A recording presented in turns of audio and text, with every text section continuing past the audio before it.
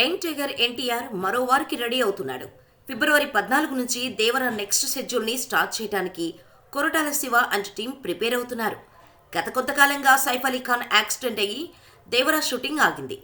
ఎన్నికలు, సైఫ్ యాక్సిడెంట్ కారణంగా దేవర ఏప్రిల్ 5 నుంచి వెనక్కి వెళ్ళింది. రిలీజ్ వాయిదా పడింది కాబట్టి ఇకపై దేవర షూటింగ్ లేటుగా కంప్లీట్ చేస్తారు అనుకుంటే కొరటాల, ఎన్టీఆర్లు సైఫ్ లేని పార్ట్ను కంప్లీట్ చేయడానికి సిద్ధమయ్యారు.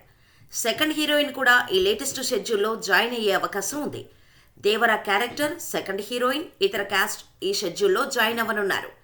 వాస్తవానికైతే నవంబర్ చివరి నాటికి లేదా డిసెంబర్ మిడ్కి దేవర సినిమా షూటింగ్ పార్ట్ కంప్లీట్ చేయాల్సి ఉంది.